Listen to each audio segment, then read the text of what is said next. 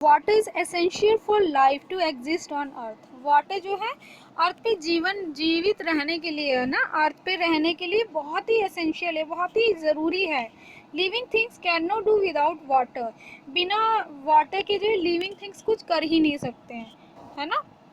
अब चलो आप लोग बताओ, what are the different ways in which we use water. ऐसे कौन कौन से डिफरेंट वेज हैं जिसमें हम वाटर का यूज़ करते हैं।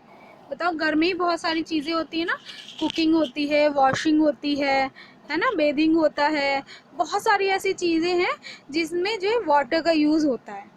ओके, सो हमारा हाइड्रोस्फीयर टॉपिक ख़त्म हो गया। अब नेक्स्ट टॉपिक पे चलते हैं, that is atmosphere. The earth is surrounded by a layer of air called the atmosphere. What is the meaning of atmosphere? It means vapor or gas. अर्थ जो है एक एयर की ऐसी लेयर से सराउंडेड है जो क्या कहलाती है, हमारी एटमॉस्फेयर कहलाती है। The atmosphere is made up of many gases.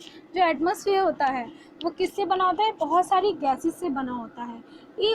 Of these nitrogen is the most followed by oxygen. Nitrogen जो है इसमें एटमॉस्फेयर में सबसे ज़्यादा मात्रा मिलती है, ठीक है। और उसके बाद क्या मिलते हैं, oxygen. Other gases, water vapor and carbon dioxide form a very small part of the atmosphere. ठीक है, अदर गैसेस में मिलती है, वाटर वेपर, कार्बन डाइऑक्साइड सब मिलता है, लेकिन वो बहुत ही स्मॉल पार्ट में मिलता है एटमॉस्फेयर के। देखिए मैं आपको एक पिक्चर शो करती हूँ, इसमें आपको सब कुछ समझ में आ जाएगा। अब देखिए इसमें आपको 3 कलर्स दिख रहे होंगे। Yellow colour is indicates for nitrogen, ठीक है। किसको इंडिकेट कर रहा है येलो कलर, नाइट्रोजन के लिए है। Green is for oxygen and the orange is for other including water vapour and carbon dioxide. अब देखिए आप इसमें सबसे ज़्यादा कौन सी गैस फाउंड हो रही है, आपको मैंने बताया था नाइट्रोजन मिलती है। उसके बाद उससे कम जो होती है ऑक्सीजन, और जो ऑरेंज है वो देखिए कितना छोटा सा है। इतना छोटा सा पार्ट जो है ये हमारा अदर गैसेस का मिलता है हमारे एटमॉस्फेयर में। ये किस चीज़ का मैप शो हो रहा है आपको, चार्ट शो हो रहा है, gases in the earth atmosphere. जो अर्थ में जो अर्थ के एटमॉस्फेयर में जो गैसेस हैं उसका ये आपको शो हो रही है picture. Did you know oxygen is also dissolve in the water found on land. Oxygen जो होती है, ठीक है, वो वाटर के अंदर डिजॉल्व हो जाती है, वाटर के अंदर मिल जाती है। अब देखो पानी के अंदर, फिश के अंदर जो है, सॉरी वाटर के अंदर जो है फिश भी रहती हैं, लेकिन वो वहाँ पे कैसे सांस लेती हैं, है ना। या फिर अदर वाटर क्रिएचर भी होते हैं, तो वो क्या करते हैं, सरवाइव करने के लिए इसी ऑक्सीजन का यूज़ करते हैं। सो ऑक्सीजन जो होती है वो किस में डिजॉल्व हो जाती है, वाटर में। एक बहुत ही इंटरेस्टिंग चीज़ है, ये आप सभी को याद रहनी चाहिए। The atmosphere blocks out the harmful rays of the sun and only lets in rays that are necessary for living things. आपको पता है जो एटमॉस्फेयर होता है, जो हार्मफुल रेज होती है उसको ब्लॉक आउट कर देता है, मतलब उसको अर्थ में आने नहीं देता, और केवल इतनी ही सन रेज को, उतनी ही रेज को आने देता है अर्थ में जितनी की लिविंग थिंग के लिए नेसेसरी होती है। When we breathe in, we take in oxygen from the air. जब हम ब्रीथ इन करते हैं हम एयर से क्या लेते हैं, ऑक्सीजन लेते हैं। People and animals need oxygen to survive. People और एनिमल को सर्वाइव करने के लिए ऑक्सीजन की नीड होती है, उसके बिना जो है हम जिंदा नहीं रह सकते। अगर हमें ऑक्सीजन नहीं मिलेगी तो हम जिंदा नहीं रह सकते। लिथोस्फीयर है, ये क्या है, सॉलिड पार्ट है अर्थ का। The what is the mean of lithos, it means stone, पत्थर जो होते हैं, ठीक है। The earth has 3 layers. Earth की 3 लेयर्स होती हैं, the crust, the mantle and the core.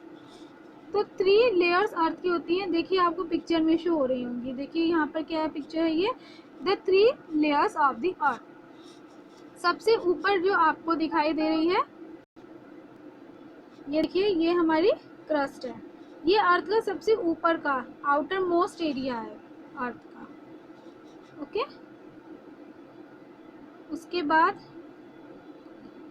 Crust के बाद कौन सा आता है हमारा, मेंटल आता है। जो मेंटल में क्या होता है, ये हमारा बीच का एरिया होता है। ये देखिए ये जो एरिया है ये क्या है, हमारा मेंटल कहलाता है। और उसके नीचे उससे भी अंदर जो एरिया होता है जो कि सबसे ज़्यादा गर्म होता है अर्थ के अंदर, वो क्या कहलाता है हमारा, कोर कहलाता है, दैट इज कोर।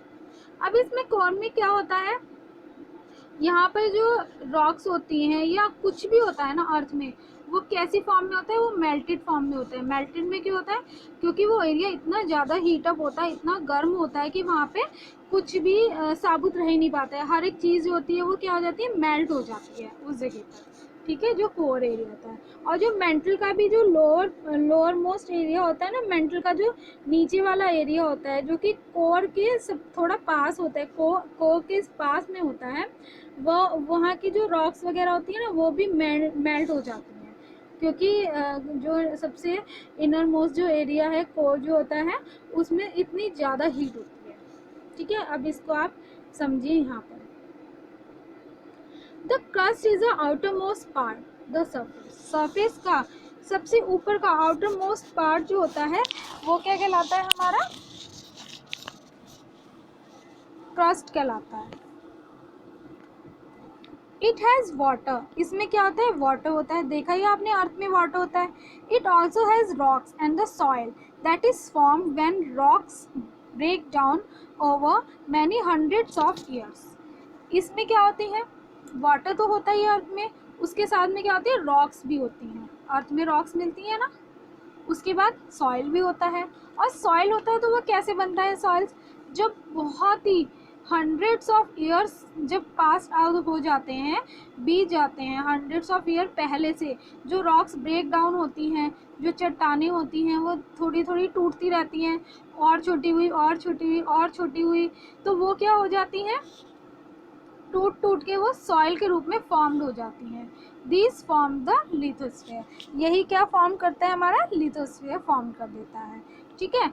अब all plants grow in this soil, जो सॉइल होती है उसमें सारे प्लांट्स जो है वो ग्रो करते हैं, जो रॉक्स के थ्रू जो ब्रेक डाउन होते हैं उसमें सारे प्लांट्स जो हैं, जो सॉइल का क्रिएशन होता है, सॉइल फॉर्म्ड होती है, उस सॉइल में जितने भी प्लांट्स होते हैं वो ग्रो करते हैं। The mental is the next layer, मैंने आपको बताया था, ये हमारी मेंटल लेयर है, ये कौन सी लेयर है, नेक्स्ट लेयर है। सबसे पहली कौन सी होती है, हमारी क्रस्ट, नंबर 2 पे क्या होती है, मेंटल, और थर्ड नंबर पे हमारी होती है कोर। सो मेंटल जो है ये नेक्स्ट लेयर है। It's upper part is hard rock, इसका जो अपर पार्ट होता है वो कैसा होता है, हार्ड रॉक का होता है। Which too is part of lithosphere, जो कि लिथोस्फीयर का ही पार्ट है।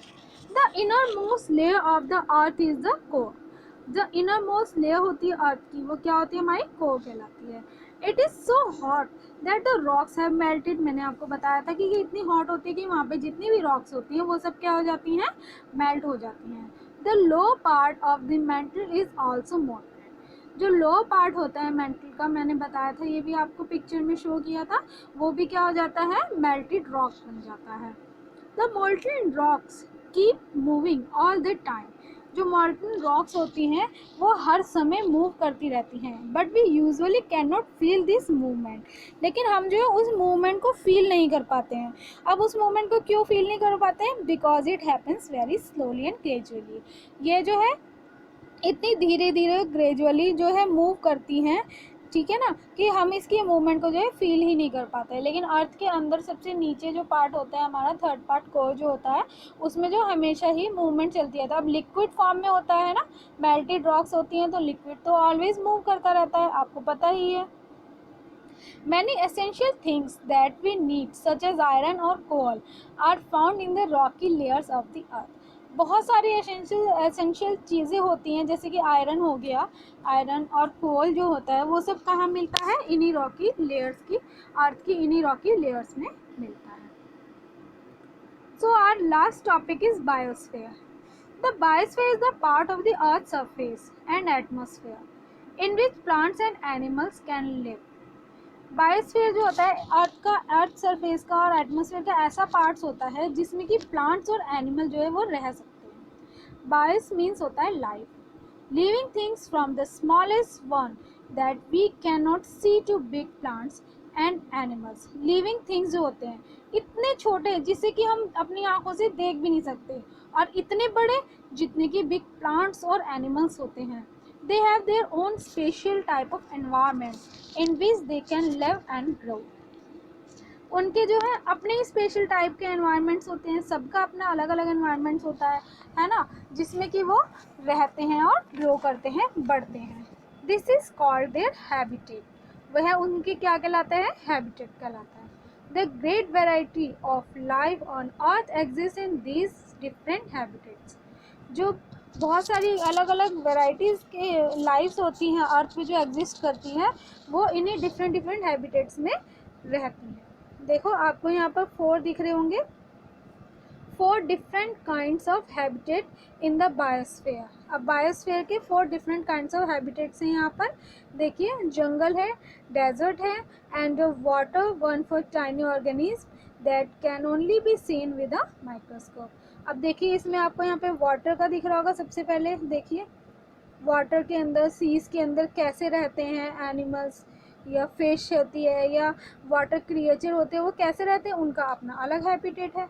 ऐसे ही यहाँ पर देखिए फॉरेस्ट में जो एनिमल्स लिव करते हैं वो किस तरह से रहते हैं, उन्हें कैसे रहना है, यह उनका अपना लाइफस्टाइल है। ठीक है, उनकी अपनी ही, उनके अपने एनवायरनमेंट में रहने का तरीका है। ठीक है, फिर ऐसे ही डेजर्ट में, अब जो फॉरेस्ट में लिव करते हैं एनिमल्स, वो डेजर्ट में नहीं रह पाते हैं, उनको प्रॉब्लम होती है डेजर्ट में। डेजर्ट के हिसाब, डेजर्ट वाले एनिमल्स रहते हैं जो कि वहाँ पर सर्वाइव कर सकते हैं अपनी लाइफ को। ऐसे ही 4th पिक्चर जो आपको दिख रही है, ये एक पिक्चर ली गई है माइक्रोस्कोप से। ये इतने स्मॉल, इतने टाइनी ऑर्गेनिज्म हैं जो कि आपको जो है नॉर्मल आइज से आप नहीं दे सकते हैं, तो इन्हें देखने के लिए हम किसका यूज़ करते हैं, माइक्रोस्कोप का यूज़ करते हैं।